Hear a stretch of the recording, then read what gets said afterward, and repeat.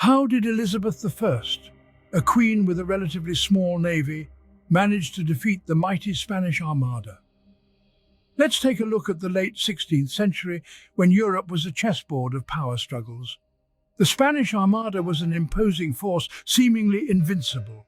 England, under the reign of Queen Elizabeth I, seemed like an underdog. But this queen was no ordinary monarch. Our answer lies in a combination of strategy, audacity, and a dash of good fortune. The tale unfolds in 1588, with the Spanish Armada setting sail towards England.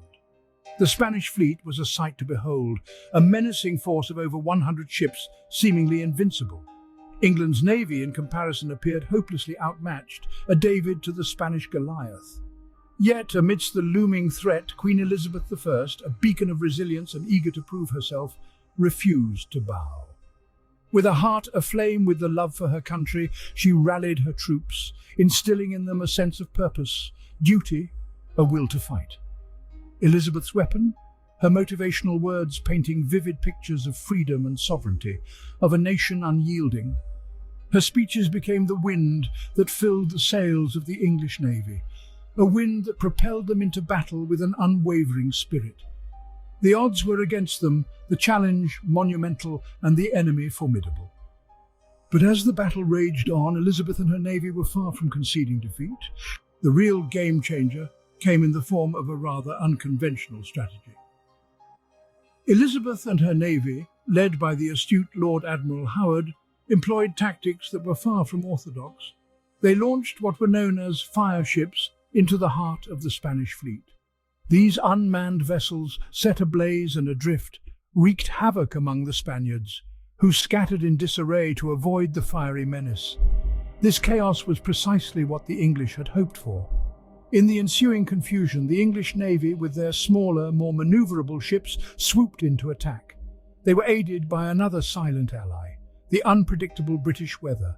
The wind and tide, seemingly in league with Elizabeth, were unfavourable for the Spanish, making their heavy, cumbersome galleons difficult to control. The tide of the battle had turned.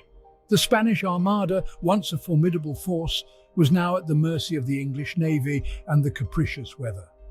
And so, against all odds, Elizabeth's daring strategies led to the defeat of the Spanish Armada. According to Royal Museum's Greenwich.co.uk, bad storms completed the Spanish defeat. Many of their fleeing Spanish ships were wrecked off the coasts of Scotland and Ireland. Less than half the fleet made it back to Spain. The defeat of the Spanish Armada marked a pivotal moment in history. This victory fortified Elizabeth's reign, asserting England's naval supremacy and shifting the balance of power in Europe. We've journeyed through the tactics, the strategies, the uncertainties, and the triumphs that shaped this historic event.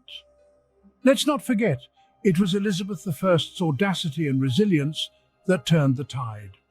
So, the next time you find yourself facing insurmountable odds, remember Elizabeth I and her audacious victory against the Spanish Armada. Until next time, keep loving history and stay curious.